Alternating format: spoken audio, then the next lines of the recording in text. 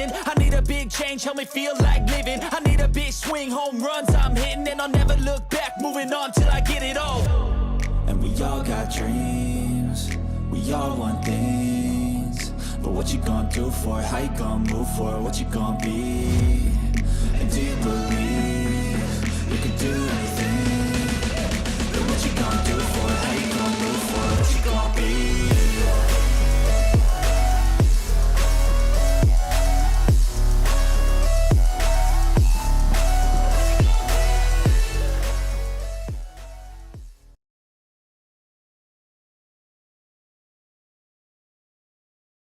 Are you ready for the best damn NFL show on the planet? Man Hour Nation! Rise up. Yeah, hey, let's go.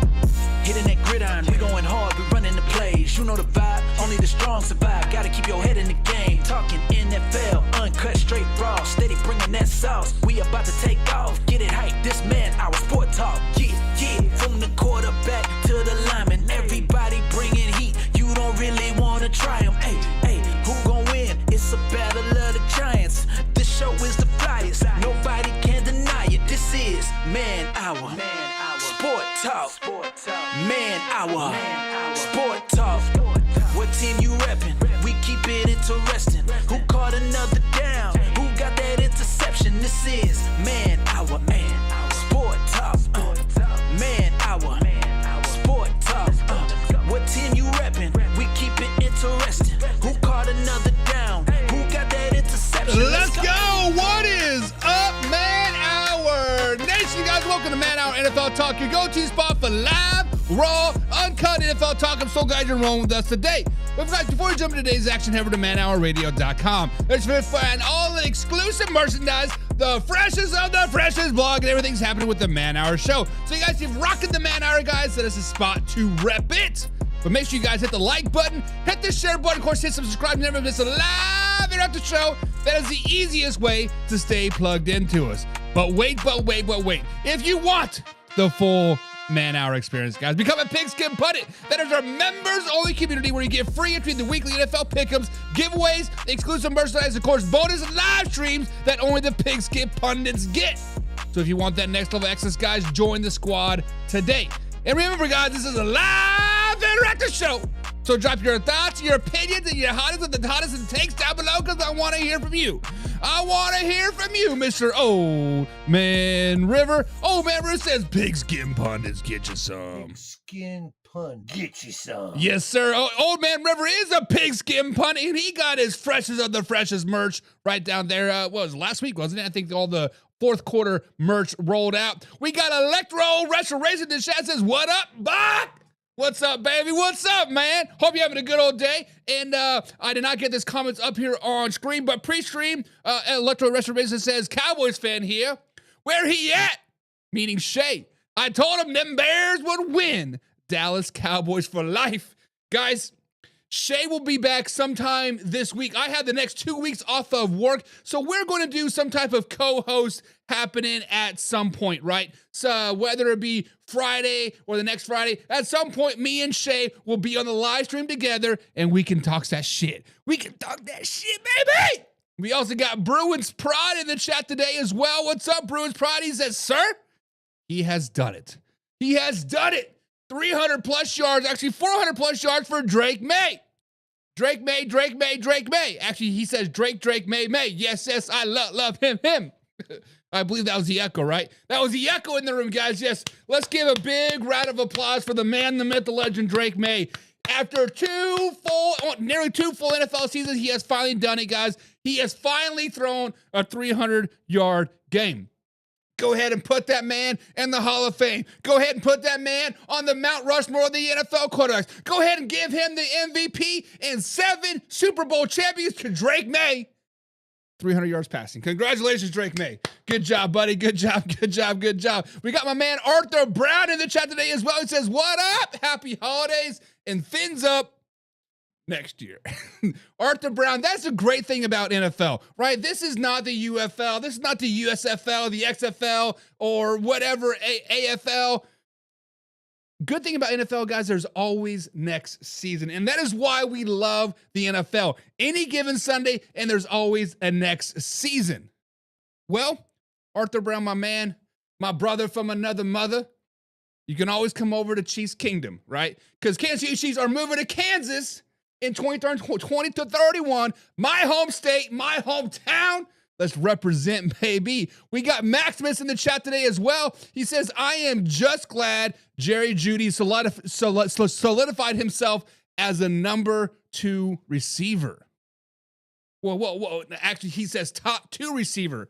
And before I freak out here, Maximus, are you saying a number 2 receiver on the Cleveland Browns or a number 2 receiver in the NFL? Because if he is a number 2 in the NFL, you need to slow it down, baby. You need to pump those brakes. Jerry Jeudy's not even top 15 quarterback in the NFL. Whoa, somebody get the beer. This man says Jerry Jeudy's he's a number 2 receiver in the NFL. Are we serious right now? Are we serious right now? Maximus, my brother, my dog. We all love us some Shedeur Sanders, right? Shedeur Sanders is doing good things. Where's my man, James Frank? Shedeur Sanders is doing great things in Cleveland. He's the best quarterback in Cleveland since Baker Mayfield. And that's not saying a whole lot, but the facts are facts at the end of the day.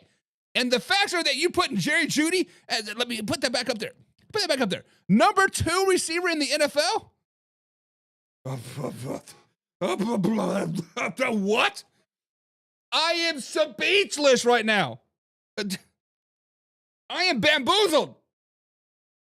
Somebody is fugazing me. Somebody is saying tomorrow's Christmas Eve. Like, what? You lied to me face right now. You lied to Buck's face. This gives us some ammo to talk about this offseason, Maximus, because we're going to have a lot of talk about this offseason because I don't dive too much into the draft. I dabble in it a little bit. So we are going to talk about Jerry Jeudy. Let's write that down. I don't even have a pen. I will remember that. And Electro Restoration says, yeah. He says, give me some George Pickens, top 2 receiver over Jerry Jeudy. No, every day. Now, don't get it twisted. Jerry Jeudy is a top 2 receiver in the NFL for number 2 receivers right behind Jordan Addison, right? Maybe even T. Higgins, honestly. But George Pickens, he's the best number 2 receiver in the NFL, period. Hands down, baby. John says, LOL, I've heard somebody mention that before. Old Man River and Maximus must be like joined at the hip because Old Man River said that, was it August, September? It was definitely early in the NFL season that Jerry Jeudy was top 10. No. And Maximus says he's better than Puka, Jackson Smith-Njigba, Pickens, and is the only receivers better.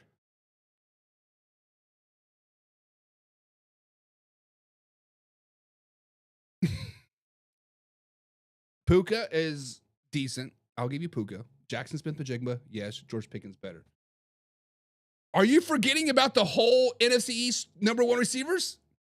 AJ Brown's better. CeeDee Lamb is better. Hell, Malik Neighbors is probably better. I will give Jalen Waddle better. Devontae Smith is better.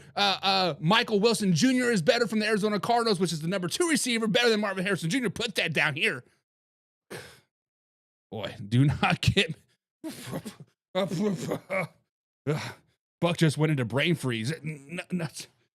Buck is trying to comprehend of how you think Jerry Jeudy is a number 2 receiver in the NFL. I don't even have Jerry Jeudy as a number 2 receiver on the Cleveland Browns. Like, what? But, story for another day, right? Story for another day. Arthur Brown says, sorry, Buck, Fins for life. Jerry Jeudy's not even a top 20. Thank you, Arthur Brown. Somebody speak some presence into Maximus right now because Jerry Jeudy is not him. I'm going to go out on a limb. It is the eve before Christmas Eve, guys. Merry Christmas for everybody out like out there. We missed yesterday because we're out there on the Polar Express with the fam, enjoying those memories, right? Out there in French Lick, Indiana. If you guys have not gone to the Polar Express in French Lick, Indiana, do it. It's awesome. It is a great time. But yeah, Jerry Jeudy's not even top 20. I agree. And then AJ Brown wishes he was Jerry Jeudy. Guys, it's still early. It is only 7:10 here on the East Coast time. And You know what? I have a week to my New Year's resolution start, right? No more trolling for buckets. Right? Come on now. Jerry Jeudy's not a top 20 quarterback in the NFL. He is not. He's not even a top 5 receiver in the the AFC North. He's not. Maximus, my dog, my brother from another mother. I fucking like a brother and love you like a sister. Whatever, right? Jerry Jeudy's just trash. Jerry Jeudy is trash. Now you can say the system, he never had a good quarterback. He was supposed to elevate all that crap. In the AFC North alone, give me DK Metcalf, even though he has a 2-game suspension for swinging at a fan.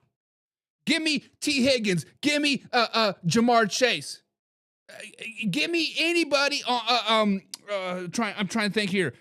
I'm so bamboozled right now. What you're saying is can't even remember who's in the AFC North right now. You got Jamar Chase, Buck, settle in, focus, right? You got Jamar Chase, you got T. Higgins, you got DK Metcalf, you got Vanderboom or whatever the tight end for the Steelers is better than Jerry Jeudy, right?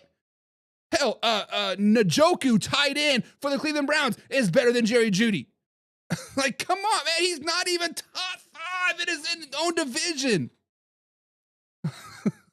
Whoa, Max. Jerry is good, but he's not that elite, right? Listen, Maximus, Old Man River, rest of the people out there, I will give you Jerry Jeudy the top 2, top 5, top 10 receiver if you're counting as number 2 receivers. If you go down the roster and go to number 2 receivers, I will give you potentially top 5, maybe even top 5, right? Potentially. Potentially. But overall, this man's got me fired up. Maximus says Electrode. George Pickens and Jerry Jeudy have no one even to compare to them in the NFL. George Pickens right now is playing at another level.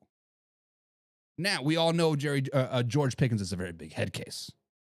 We know that George Pickens is. So let's reel this conversation back in. Focus, Buck. Focus. So when I think of Jerry Jeudy, not trying to throw no shade at him. When I think of Jerry Jeudy, when I think of George Pickens, when I think of Juju, when I think of T. Higgins, who was the receiver that went from the Bengals down to the Titans this season? Guys, help me out in the chat. Whoever that, I can't remember his name right now. When you think of those 5 receivers, guys, those 5 receivers will never be a number 1 receiver on their team. If they are, they're going to fail. What do I mean by that? Tyler Boyd, thank you. What do I mean by that? Think about Juju. Juju was a great number 2 receiver in Pittsburgh behind Antonio Brown. When Antonio Brown, CTE Brown, went crazy, went to the Raiders, I believe it was, and froze his feet off and never played really another meaningful NFL season, Juju became the guy. Juju went pew, right? Because he was a great number 2. Look what he's doing in Kansas City. He's a pretty good number 2, if not a number 3 receiver. George Pickens came in to be that number 2 guy in Pittsburgh. Pretty damn good. When he was asked to be the guy, he couldn't handle the pressure, right? Double, triple team all the time. Now that he's number 2 in Dallas, look what is happening. Oh, he's about to get paid by the Bills, y'all. He's a top 10 receiver. This is. He's a great he is a great Robin, but no Batman, like my man Arthur Brown just said down here in the chat. Tyler Boyd. Have you heard from him in Tennessee at all? No, you haven't. A lot of that's because it's the Titans, but look at his stats. He hasn't done shit. So yes, he's a good number 2. David, the Hulk editor, sent some floating hearts. Thanks, man. Appreciate that. Sent a floating heart and some jewels. I definitely appreciate that, brother. Send them out. Hype him up, baby. Maximus says Tyler Boyd. Yes, I said that.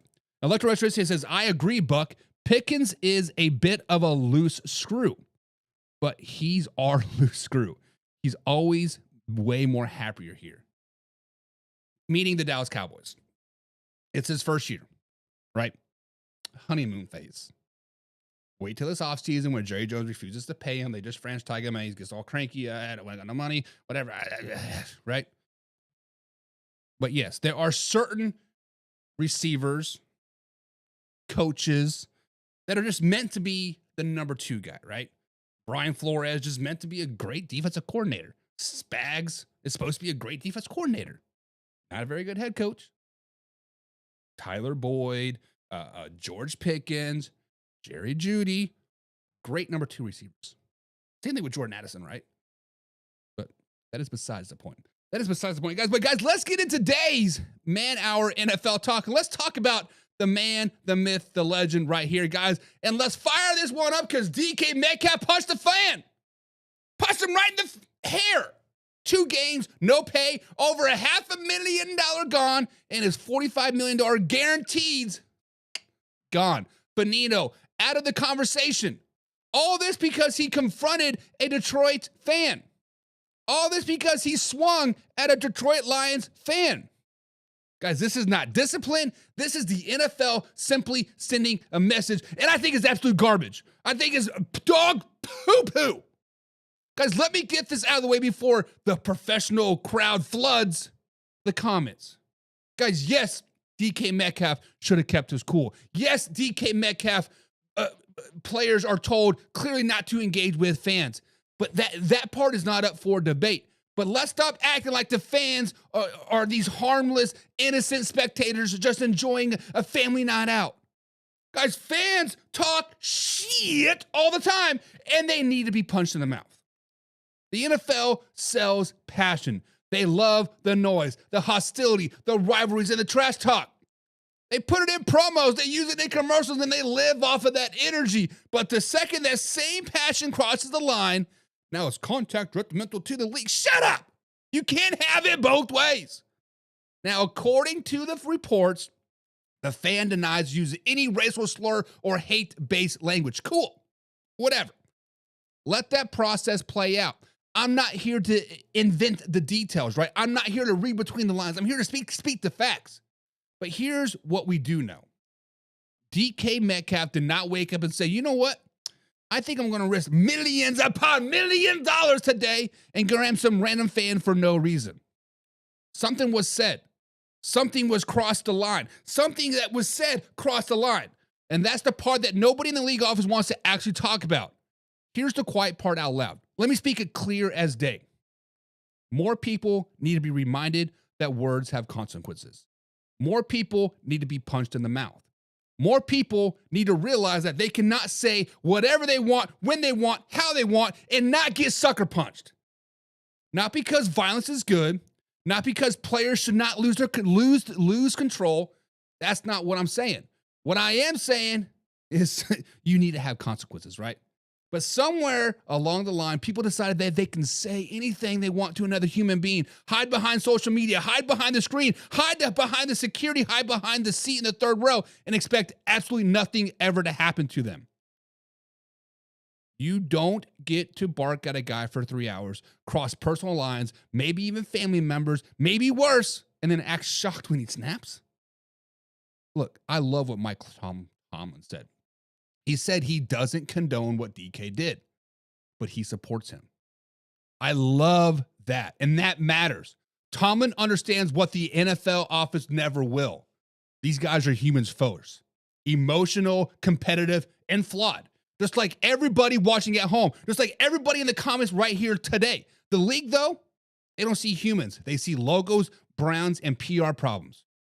Guys, now let's talk about the football because the suspension doesn't just hit DK's wallet. It hits Pittsburgh Steelers at the worst possible time.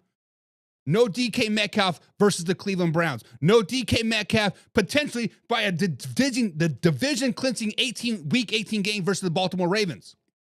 2 divisional games, 2 games that could decide the AFC North. DK Metcalf leads the team with 850 yards receiving. That kind of production just doesn't magically show up on Sunday. Calvin Austin is already banged up. Now you're asking Adam Thielen, Scotty Miller, and the depth guys to suddenly play like wide receiver 1s and 2s, play like Jerry Jeudy, a top 5 NFL receiver.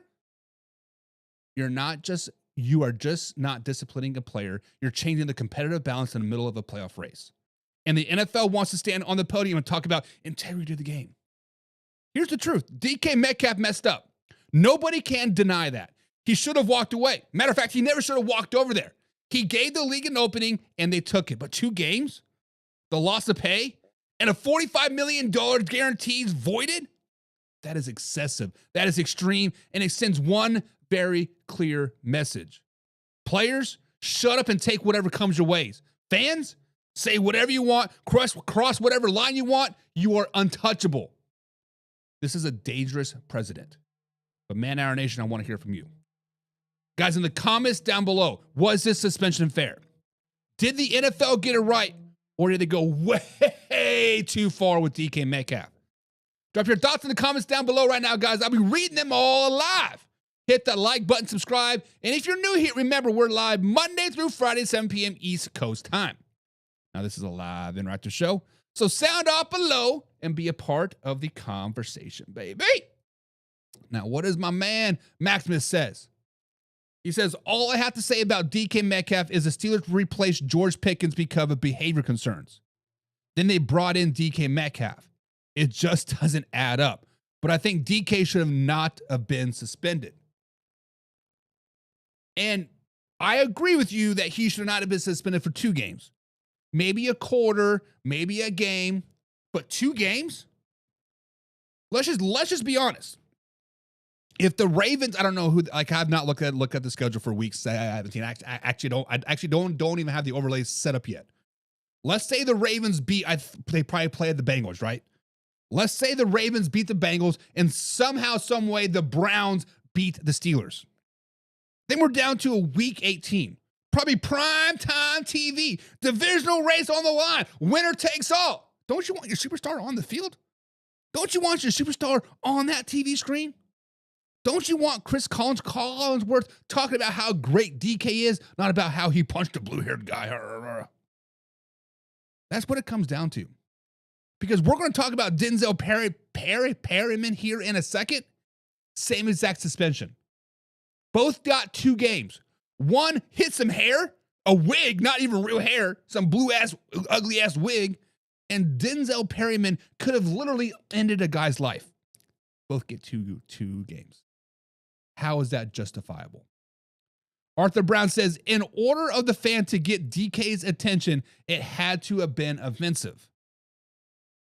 So Arthur Brown, I have everything that I've read and everything that I've watched. The first thing that I want to point out is that DK Metcalf is saying that he said some type of racial slur and that his was saying it to his grandma as well or something, right? So I don't know what the racial slur was. I don't know what it was, but every film that we saw, the fan called DK by his full name. I don't even remember what his full name was. And then DK is like, what? You're talking to me? And then he swung, right? That's what they want you to hear. That is the narrative that the mainstream media wants you to see, right? That's what Facebook's pushing. That's what YouTube's pushing, Instagram, etc. Now, what I have read, I don't know how credible this source is. I don't know, because it is not from a major network. It is not from a platform that I trust and follow. This is the he said, she says type of bullshit, right? Apparently this fan and DK have gone back. They have history, past 2, 3, 4 years worth of history. So I don't understand how that, because if you watch the film, DK is looking this way and the fan is chirping and he's like, what? And he's obviously holding a yellow number 4 jersey. I don't know if he's looking for an autograph or whatever, but from what I've heard from a, I guess, non-credible source, like I said, he said, she said, that DK and this fan have history. I want you to point one thing, that nobody has put a name on this fan's identity though. And unless something has come out in the last 3-4 hours since I've been home, but if you guys have heard, let me know. But obviously going back is something ridiculous. And then Arthur Brown says, these players, everyone forgets that they're human, not robots. So that fan got a fan reaction, or got a hand reaction. Hand reaction, I'm not for sure. But yeah. Now, let me flash back to when I was playing at a higher level, right? I was never in the NFL. Do not ever get that twisted, but I played at a very high level, indoor and outdoor. With that being said, there are things that are said to you as a player that you simply just have to like turn the other cheek, right? Look the other way. When playing indoor football, the fans are literally right here on the wall. So here's the wall, about 6-8 inch pad, and boom, here you are. They are drunk. They are obnoxious. They paid $200 to sit right there and to pour beer on you, and you have to take it for 3 hours.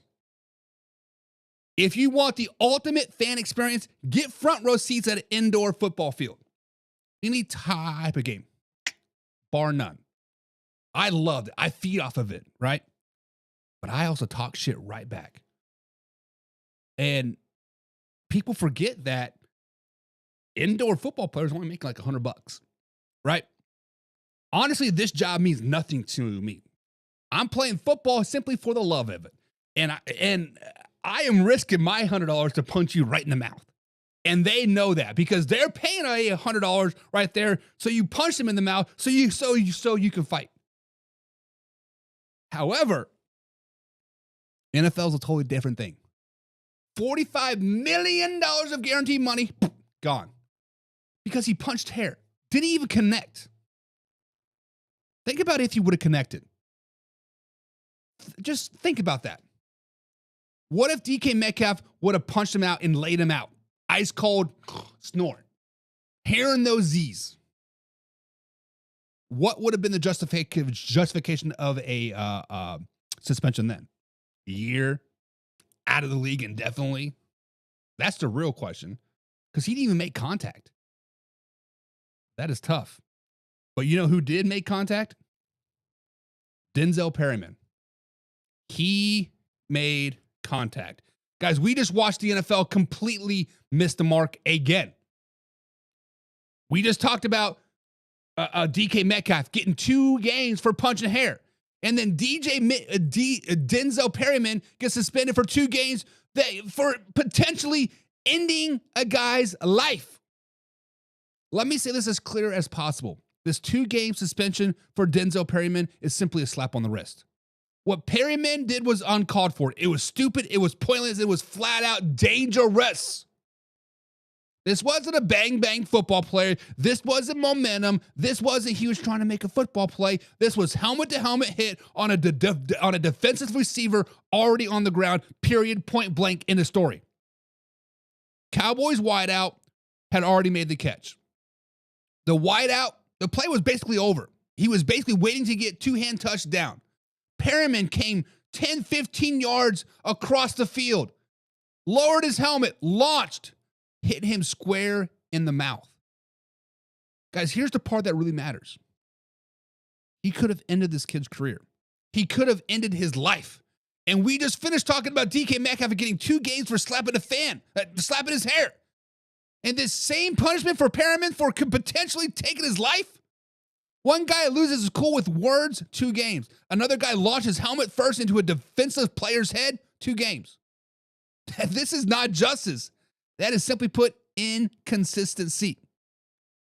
The NFL said suspension was for a repeated violation of the rules extended to protect player safety. That means this wasn't his first offense. PERRYMAN was suspended back in 2023 for a helmet-to-helmet hit on Jamar Chase. This is a pattern, and yet 2 games. He wasn't tossed from the game. I mean, he's getting game fine checked, but he's not getting fined. 15-yard penalty. Chargers head coach Jim Harbaugh said PERRYMAN was trying to get over the tackle. That he's taking the helmet out of his play. Stop it, Jim. What are you looking at? If he was taking the helmet out of the play, looks like the standard is broken. Here's what should have happened. He should have been ejected immediately. He should be suspended for at least the rest of the season, playoffs included. Because when you allow this to slide, you're telling defenders that the worst case consequence for reckless violence is a short-term vacation to get healthy before the playoffs start. And I'm going to say the uncomfortable part out loud. Guys, the Los Angeles Chargers have a reputation problem. This is starting to become a trend for the Los Angeles Chargers. This isn't physical football. This is reckless football. There's a difference. And if the league wants to pretend player safety matters, then this is exactly the moment where you make an example. Get him out of the league. Expend him for the rest of the season. Especially when the Chargers are chasing the AFC West and Perryman is their best run defender. Player safety can't disappear when the playoff races show up. 2 games isn't accountability. 2 games in the NFL, hoping this goes away. So, Man Hour Nation, let me ask you this. I see you, Carson Lang. Should Denzel Perryman have been suspended for the rest of the season, or did the NFL get it right with just 2 games? Guys, let's get into the comments and discuss your thoughts. Subscribe, hit the like button. Remember, guys, we're a live interactive show and live Monday through Friday at 7 p.m. East Coast time. Sound off and be a part of the show. Carson Lang says, talk your shit. Talk your shit and get hit, he says. Okay, Carson. Okay, my man. Arthur Brown says, that was a target reaction that was senseless and stupid. Preach, brother. Preach. Because if you guys go to our Facebook page, facebook.com/Man Hour NFL Talk, I posted this exact hit. I posted it.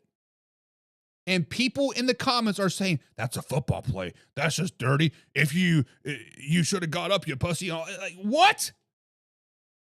Even back in the 80s, back in the 70s, back in the 90s, this man would have been police handled the very next play. Meaning, do you guys remember when Juju laid out the Bengals linebacker after he took out Antonio Brown? The very next play, boom, baby.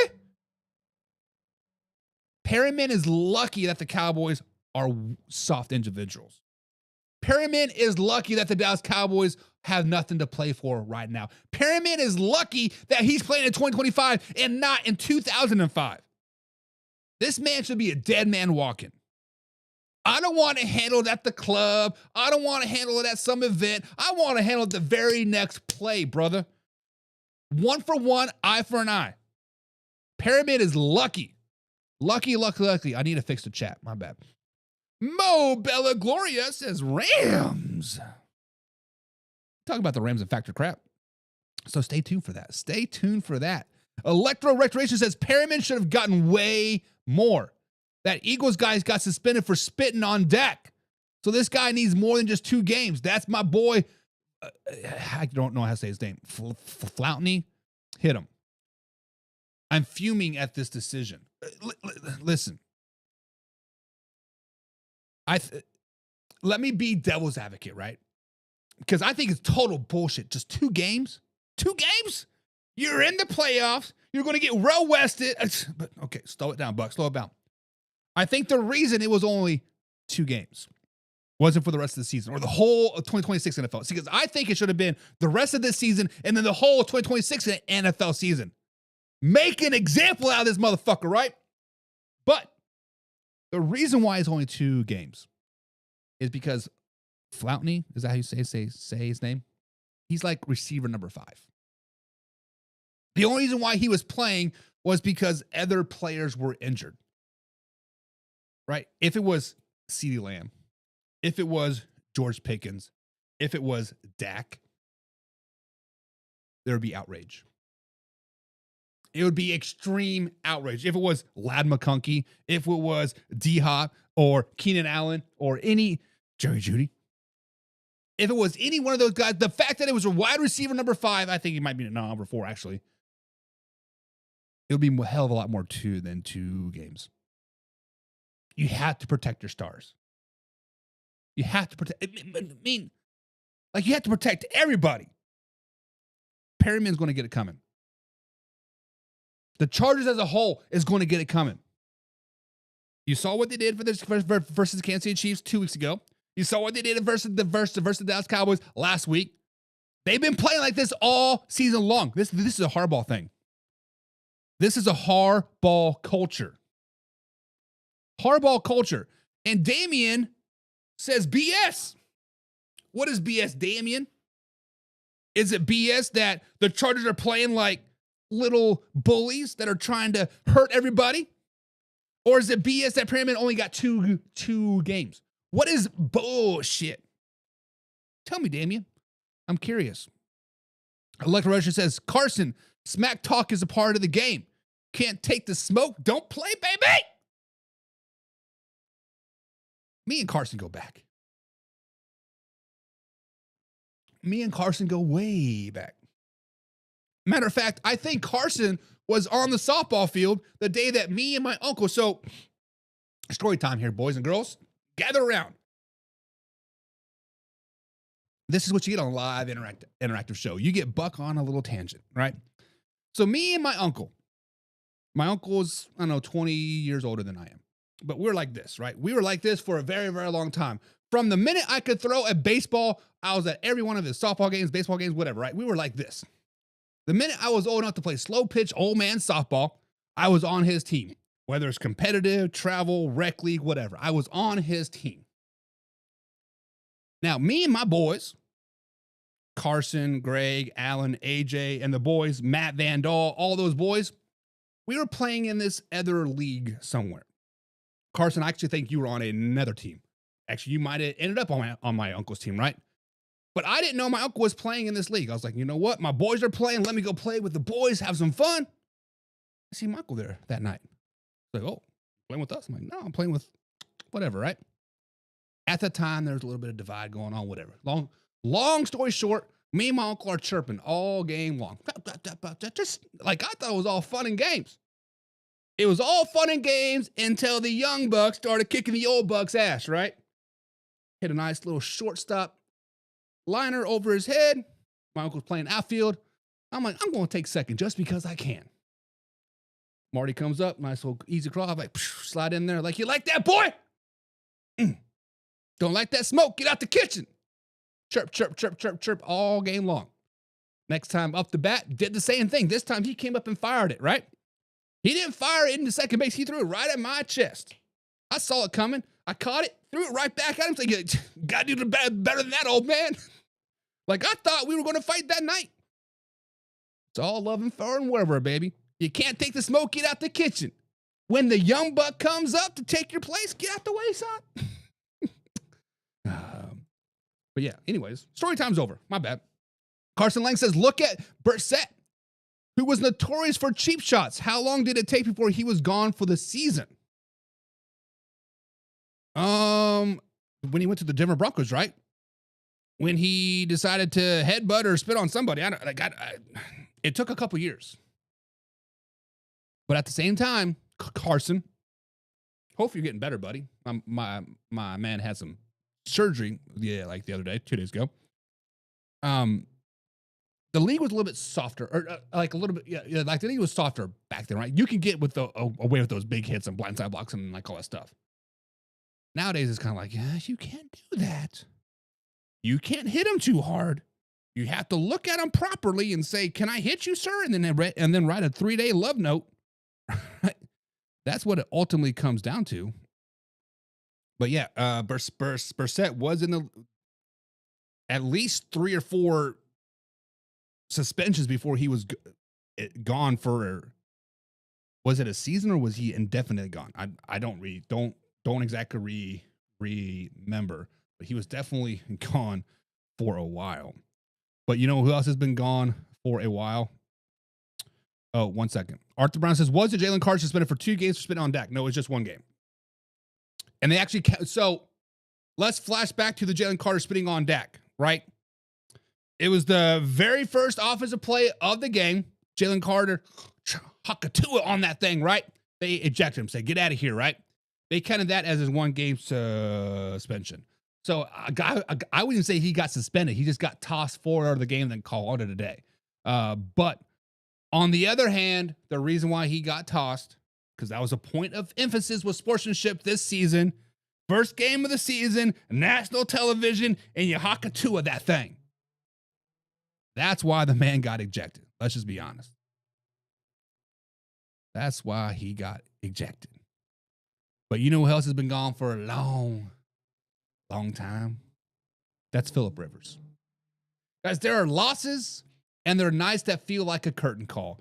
And Monday night, Indianapolis felt like we're watching Phillip Rivers linger under the stadium lights, knowing the clock doesn't just run out on games. Sometimes it runs out on chapters and careers.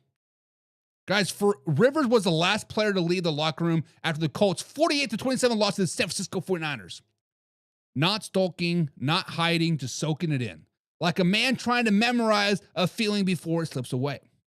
He waited nearly 5 years to feel his feeling again. The meetings, the prep, the grass under your cleats, and for 2 weeks at age 44, he got it back. And honestly, he's played his tail off. It's been kind of shitty, but he's been playing his tail off, right? 277 yards, 2 touchdowns, pushing the ball down the field, 10 yards passes, standing in the pocket like time forgot him. Colts head coach Shane Steichen said it straight up. Phillip Rivers was on fire last night, but football doesn't hand out wins for Najasic. The Colts team is now 0-2 with Rivers under the center. And that's the part that hurts. Not the throws, not the effort, the results. Because while Rivers was battling, the defense was getting carved up. Brock Purdy and the San Francisco 49ers never punted, never slowed down. 444 yards, season highs everywhere you don't want them. Even DeForest Buckner said it, when we let him down, meaning Phillip Rivers. And that's just a gut punch. The Rivers family was there. Wife, 10 kids, grandkids, parents, brothers, Christmas decorations already up. This wasn't just about football. This was a family remembering written in real time. And yet the Colts are staring at elimination. One more loss or a Texans win or a Jaguars loss doesn't go either way. ESPN analytics give them a 2% chance to make the postseason. 2%. And when Rivers was asked, what now? He gave it the most Phillip Rivers answer imaginable. You play.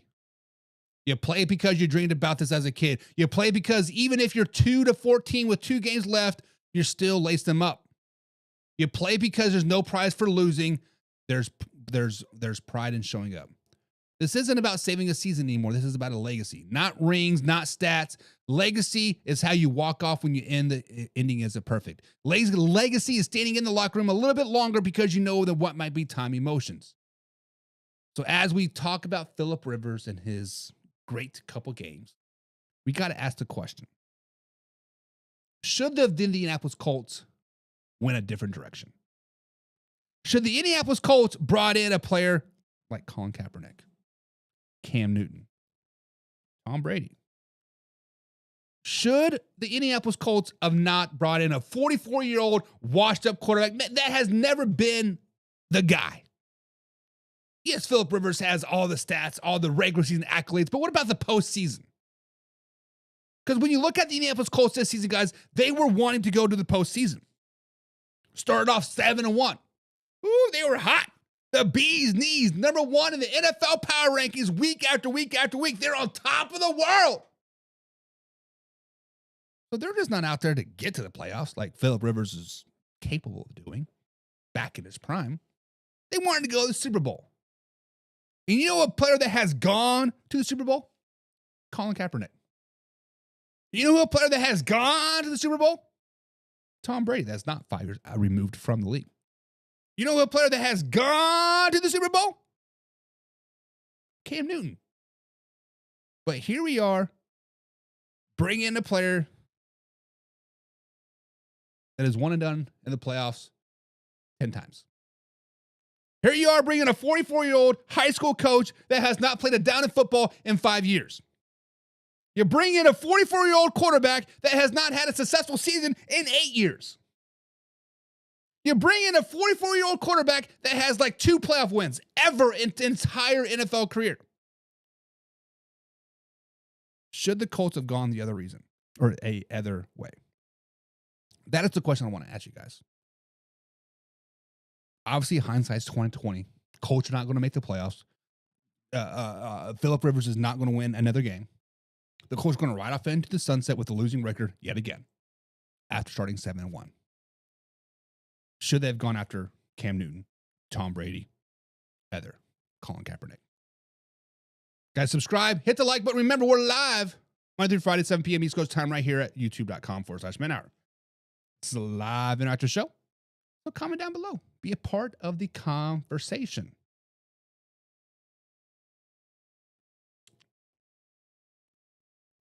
Kansas City Chiefs, guys. Let's say this as blatantly as we can. The Kansas City Chiefs are moving from Arrowhead Stadium and heading to Kansas. This is the best decision that the franchise could have ever made. And I know that makes some people uncomfortable. Good, because uncomfortable conversations mean we're having progress. Yes, I get it. Arrowhead Stadium is famous. Yes, it is loud. Yes, it is historic. But let's stop romanticizing the reality around it. Guys, Truman Sports Complex is hands down the worst part of Kansas City. And honestly, it's one of the worst stadium locations in the entire NFL. There are no hotels, no restaurants, no bars, no walkability, no life. You drive in, you tailgate, you leave. That's it.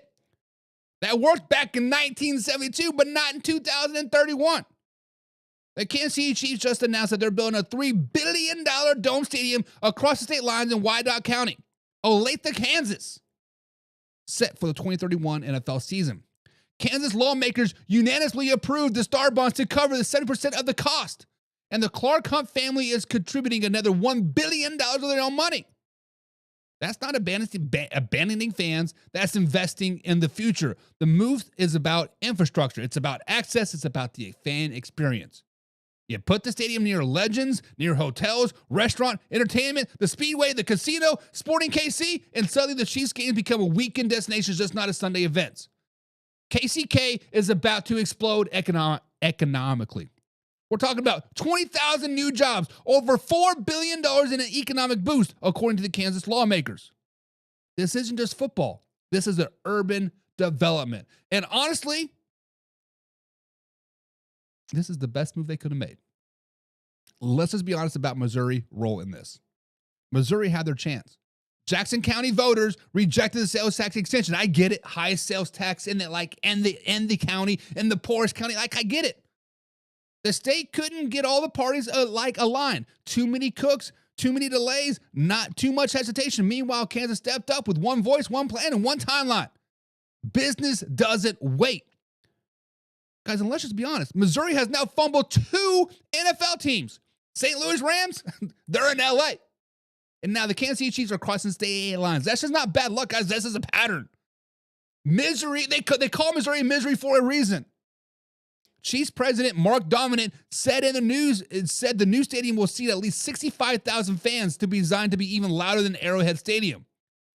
And they're still prioritizing tailgate. And yes, it is going to be dome, which means Super Bowls, which means college football playoffs, Final Fours, year-round events Arrowhead could never host before. This puts Kansas City on the global sports map. And look, it's okay to feel emotional. Arrowhead is a part of the NFL lore. It holds the record for the loudest stadium roar. It family memories. It's a tradition. Even Clark Hunt said the decision hurt. But past doesn't build the future. The NFL is evolving. Fan experiences are evolving. Cities that refuse to evolve get left behind. Casey Moe. Kansas didn't hesitate. Missouri did. And now the Chiefs are doing the smart what franchise do. They're upgrading. So let me ask you this, Man Hour Nation. Is it the right move that the Chiefs move long-term, or should they stay at Arrowhead no matter what? Let's get into the comments, guys, and discuss your thoughts. Subscribe, hit the like button. Remember, we're live Monday through Friday at 7 p.m. East Coast time. This is a live interactive show, guys, so comment down below and be a part of the conversation. Arthur Brown says, I've been there. It's in the hood. Actually, Arthur Brown, you are wrong. It is not in the hood because there's nobody there. It's legit right off the interstate. The closest town, I think, is Bruce. I guess you're in Independence or whatever, right? To the north of the highway, right? Which is the hood, right? You go down past Kauffman Stadium. I forget the name of the town, but you're in the hood. I'll give you that. When you go across the street from Arrowhead Stadium, there is one gas station. It's about a 5x5 brick and mortar shop with bars on the window. I don't think you can even walk inside now. You got to talk through a 4-inch bulletproof glass. Yeah, just go ahead and give me that black and mild right over there, right? It's just, but yes, it is in the hood. It is not welcoming after 8 o'clock at night. You're 100% correct. Actually, it's not. I mean, now, and honestly, Arthur Brown, I got to know when you have gone there last, but in the last 2 years, they finally got the re-highway all like done and shit. If you don't exit like 2 miles before the stadium, you're going to miss the damn thing, and you got to drive 15 miles down and 15 miles back just to even get to the damn place. It's absolutely ridiculous. The Royals are leaving. The Chiefs are leaving. Hell, the KC Courage probably leaving too. It's going to be a bulldozed and empty lot. They lost Cocoa Keys out there, which is the only hotel which is like across the interstate, which that was a bed bug ridden SOB. That thing was nasty. But yeah, it was. You were right. Carson Lang says, I've heard the Royals are moving to the Kansas as well. They're actually moving to downtown Kansas City. I don't know if that's on the Kansas side or Missouri side, but it's close to the Negro Baseball Museum. I believe that's on the Missouri side, right there by like the Performing Arts Center, if I'm not mistaken. But yes, the Royals are moving. Actually, I think it's like in 2 years the Royals are like moving. So at least Missouri has the Royals for another 5 seasons, right? It's me, Robbie. Says hello, bro. What's up, Robbie? What's going on, man? Hope you're having a good day, brother. Carson says, I like the Chiefs are going to Kansas. Much better location. Closer ride for me to watch the Bills beat the Chiefs. Slow it down, baby. Slow it down. As it is a better location.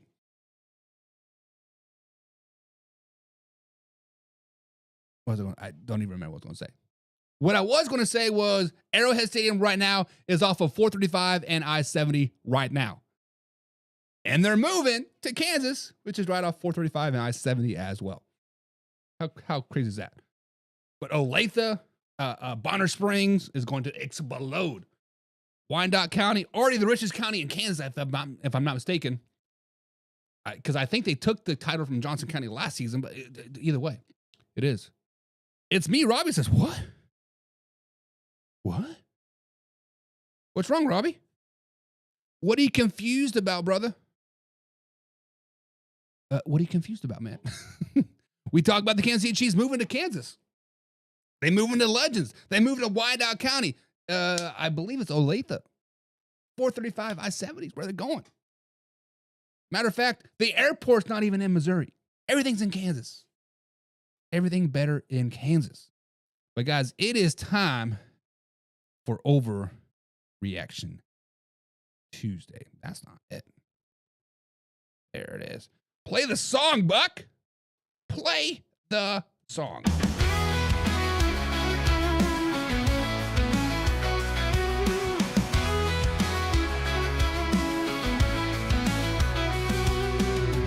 It's Tuesday morning, the coffee's hot.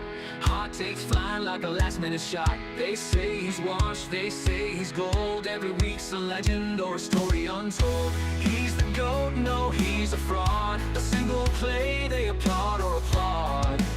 Overreaction Tuesday. Big swing, small plays. One snap changes fate. Overreaction Tuesday. The crowd or the gate, no middle, just debate. All right, Man Hour Nation, it is time for Overreaction Tuesday. For those of you who have not seen this segment before, guys, let me break it down for you. Here's the deal. We're going to throw out a hot take, a bold statement, an intense reaction to something going around in the NFL world. And it's up to us to, it's not up to decide. I'm going to tell you if it's an overreaction or if it's not, or it's actually spot on. So, guys, on Overreaction Tuesday, this is a live interactive show. So get down in the comments down below. We're going to have to decide if it's overreaction. We need to slow it down, baby. Or if we're actually legit and spot on, guys. Overreaction Tuesday.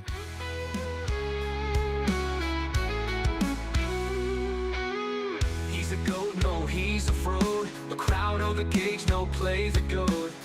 Look, he's all the reason for the crowd or the gate, no middle, just debate.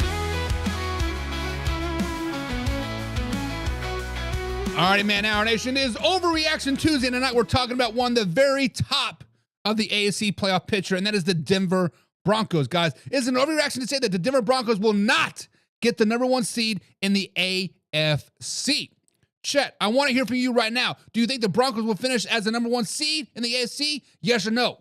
Drop it down in the comments down below. But guys, let's get into it.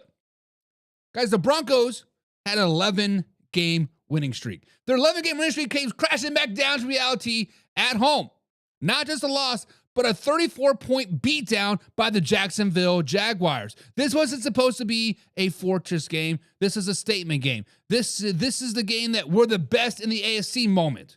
Instead, the Denver's defense got exposed. Bo Nix drew back-to-back breaking interceptions late, and suddenly the AFC picture exploded wide open. Yes, I get it. The Denver Broncos are 12-3. Yes, they're technically still sitting at the top of the AFC standings, but the margin of error, it's gone. Simply put, it is gone. Let's look at what just happened because of that loss. The Patriots can match the Denver Broncos record. The Bills, Jaguars, and Chargers are all sitting at 11-4, right on their heels. This is no longer a two-team race. This is a complete chaos. And here's the most important part. The Denver Broncos are no longer controlling everything. The Jaguars hold head-to-head tiebreakers over the Denver Broncos. That alone matters more than people realize. And this is where the conversation really starts to turn. Because of Week 3 loss to the Chargers and Week 18 rematch coming, the Los Angeles Chargers controls his own destiny. If the Chargers win their final 2 games, they win the division. They could also steal the number 1 seed. Let that sink in. Week 18 could turn into a game where the Denver Broncos goes from the AFC king to a wild card. That's not drama. It's simply math. Yes, Denver Broncos should beat the Kansas City Chiefs on Christmas Day. The Kansas City Chiefs are battered and missing their top 2 quarterbacks. But when it comes to Week 18 at home versus the LA Chargers, if the Los Angeles Chargers beat the Texans this week, the final game becomes massive. Division title, seeding, home field advantage. Lose that game, the Denver's entire season narrative changes. And that's before we even mention the Patriots, Bills, Jaguars are still lurking. Guys, simply put, this is not an overreaction. Saying the Broncos will not finish as the number 1 seed in the AFC is completely reasonable. The streak is over. Tiebreakers are slipping. The Chargers control their own destiny. The Jaguars own the head-to-head. And the Patriots and Bills are both still alive. Denver is a very, very good team. But they are not locked into anything yet besides the playoffs. The AFC is wide open. And the Broncos are suddenly running out of room. Man Hour Nation, do you still trust the Denver Broncos to hold on to the number 1 seed? Or do you think the Chargers or another AFC team steals it in the final 2 weeks? Drop your takes in the comments down below. Guys, subscribe, hit the like button. Remember, we're live Monday through Friday, 9 p.m. or 7 p.m. East Coast time, YouTube.com. Now, this is a live interactive show, so comment down below. My man Arthur Brown even says the Broncos are winning the division. He says, they here, baby! And I say, slow it down. Because this Christmas Day game has something written all over it. This Christmas Day game versus my Kansas City Chiefs have something written all over it. It's called spoiler. The Kansas City Chiefs were in this position last season. They could spoil the Cincinnati Bengals season. They let the Denver Broncos win 18. By the bing, by the boom. Broncos are in the playoffs. Bengals are out. And that's exactly what they're going to do again on Christmas Day. Kansas City Chiefs are going to play spoiler. The Kansas City Chiefs are going to come into Arrowhead. Countdown started. 5 years left in the stadium. Let's go with the bang. Let's not lose another home game, baby. They won't beat the Denver Broncos. The Denver Broncos are not winning that division, Arthur Brown. The Denver Broncos may not win another game for the rest of the 2025 NFL season. Denver Broncos are 1 and done in the playoffs. Denver Broncos are overrated, overhyped, and Bo Nix is the worst quarterback in the AFC West. Carson Lang says, I think the Broncos have an easier schedule, so for the reason I think they'll get the number 1 seed. I said, slow down, baby! We saw, where is Mel and Mike? We saw the Houston Texans struggling against the Las Vegas Raiders. Maybe they peaked and they're all around. Boom, boom. Right?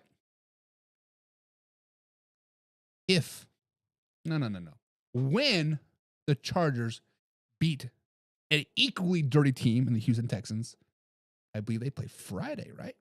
Is it Friday or Saturday? I can't remember. When they play them, dirty on dirty. Oh, the Chargers are a little bit more dirtier. Just a wee bit more dirtier. we're going to see this Week 18 game versus the Broncos versus the Chargers get flexed to Sunday Night Football, where everything is on the table. The Patriots face are on the table. The Jaguars face are on the table. The Broncos and the LA Chargers face are all on the table. All live on that Sunday Night Football game. It's going to be just like the Vikings and Lions last season. Winner takes all. Both one and done, baby. Both one and done. Oh, we got some brotherly love over here.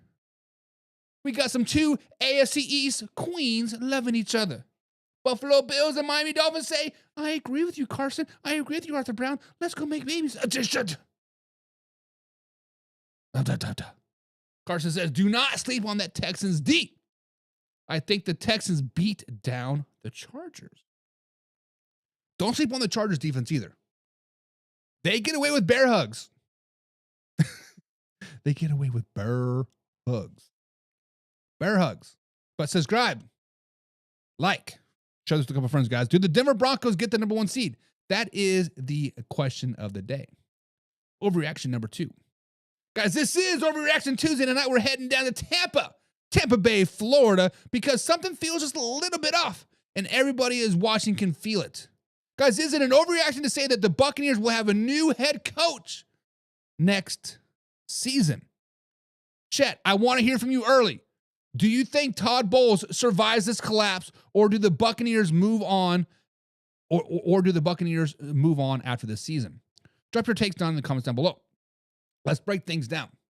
Guys, the Tampa Bay Buccaneers just lost 23-20 to the Carolina Panthers, and that hurt, and that loss hurts more than it looks.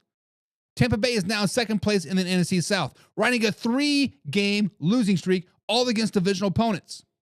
They have now lost 6 of their last 7 after starting the season off 6-2. Let that sink in.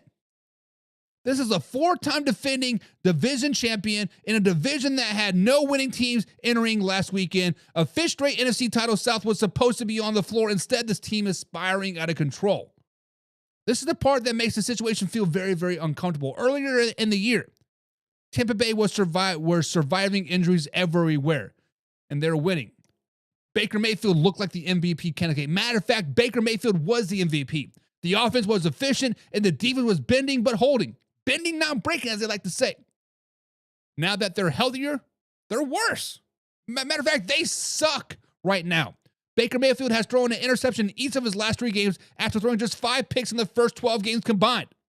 The numbers are brutal. The Buccaneers are 0-7 when Baker throws an interception, and they're 7-1 when he doesn't. That's not a coincidence. That is discipline and game management breaking down.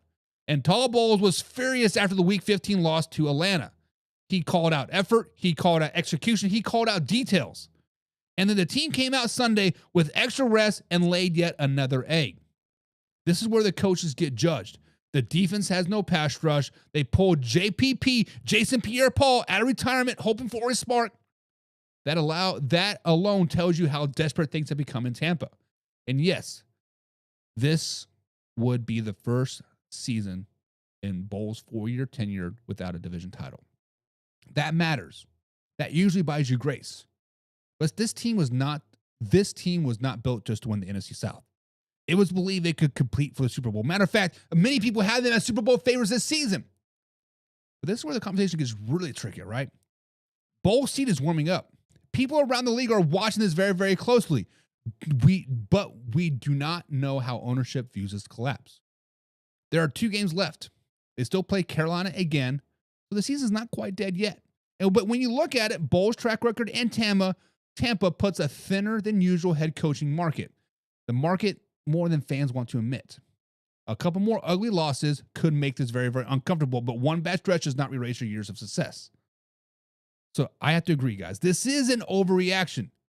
Todd Bowles is absolutely feeling the heat.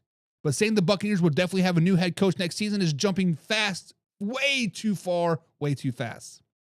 He has won the division every year until now. He's navigated through brutal injuries early in the season, and this collapse, while alarming, may earn him a mulligan. If things completely fall apart in Week 17 and 18, all bets are off. But right now, the smart take is that Bowles will be here for next year. But Man Hour Nation, you guys think Todd Bowles deserves another season, or is this collapse enough to justify a coaching change?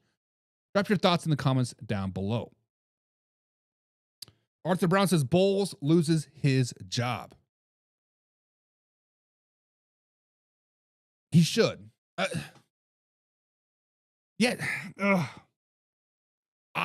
want to, so on Facebook.com, guys, /Man Hour NFL Talk, we have a plethora of NFL groups. One of them are the NFC South groups. And if you go over to our NFC South trash talk groups, people are calling for Todd's head. They want him gone like 5 days ago, right? Matter of fact, they wanted him gone last year. Because the consensus of like around Todd Bowles is he is just good enough to not get fired. Much like Mike Tomlin, much like Marvin Lewis back in the early 2000s, right? Much like those mediocre franchises. And right now, this is where the Tampa Bay Buccaneers look like. They look like they're a mediocre franchise with Todd at the helm. However, he did go to the Super Bowl. He has won 4 divisions in a row. It is tough. He says, but he can come to Miami and be the DC. and honestly, Arthur, I'm kind of with you. I am kind of surprised he has lasted this long, to be honest. I kind of have to agree with you a little bit. But guys, it is Overreaction Tuesday, and tonight we're stepping straight into the dangerous territory for lifetime Bears fans. Chicago Bears fans. Man Hour Nation is an overreaction to say the Chicago Bears will win the NFC. Chat, I need to hear from you right now. Do you believe the Bears can win the NFC? Yes or no? Drop it in the comments because this is one's going to split the room. I can already tell. But let's talk about what happened and why this conversation is even real. Saturday night against the Green Bay Packers was chaos. Pure, simple chaos. The Bears were down 6-0 at halftime. They were down 13-3 entering the fourth quarter. Down 16-6 with 3 minutes left in the game. And then everything flipped. Field goal, onside kick recovery, Caleb Williams touchdown pass, overtime. And then one of the gutsiest throws of the entire season to win it all. That's not luck. That was belief. That was confidence. That was a quarterback who does not blink. Guys, the Chicago Bears are now 11-4 on the season. Chicago is now a game and a half up on the Green Bay Packers in the NFC North. They are 1 game behind the Seattle Seahawks in the top seed in the NFC. They have not lost since October. They just avenged their only recent loss to the Green Bay Packers when it mattered most. This is no longer a nice story. This is positioning. Home playoff games at Soldier Field are not a dream anymore. They're becoming likely. And nobody wants to play in Chicago in January. Guys, the Chicago Bears are built for January. But the question is, are the Chicago Bears the most talented team on paper in the NFC? And the simple answer is no. The Rams are better. The Seahawks are better. The Packers are better. The Lions are better. On paper, they're not very, very good. Are they as explosive as the Rams or as defensively polished as the Seahawks? Also no. But here's what they do have. They have relentlessness. The Bears' run game is one of the best in football. Second in the NFL among rushing yards per game. Second in yards before contact. That's not finesse. That is physical football that travels in January. And when games stay close, Chicago's thrives. Caleb Williams has not been perfect. He's still learning, and he's still making a lot of mistakes. But when the game is on the line, he has it. He makes throws other quarterbacks won't even attempt. He does not shrink in big moments. And he has shown repeatedly that he can deliver when the pressure is suffocating. Close games are not scary for the Bears. They are comfortable there. They've been there and done that. So guys, no, this is not an overreaction. The Bears can win. The NFC is completely fair. The Bears going to the Super Bowl is completely fair. They control their division. They're winning close games. They can run the football. They are tough. They're resilient. And they have a quarterback who believes he belongs on the biggest stage. Are they the favorites? Absolutely not. Are they the team that nobody wants to see in January? Absolutely. The Rams and Seahawks deserve top billing. But the Bears are on the other sideline. This game is going to be a dogfight. But Man Hour Nation, do you think the Bears can actually finish the job and win the NFC and go to the Super Bowl? Or is this where the run ends? Drop your thoughts in the comments. I want to hear from you, Chicago Bear fans, and all the doubters alike. Guys, subscribe, hit the like button. Remember, we are live Monday through Friday, 7 p.m. East Coast time, right here, youtube.com/manhour. Until then, guys, we will see you next time. We are out. Baby. There we go. Now it's time to take off. Gotta keep it live and raw. Better stay tuned in. Man, our NFL talk. I know that you're ready for more. They on the field, ready for war. Who's in the lead? I'm checking the score. We about to do it like never before. NFL live.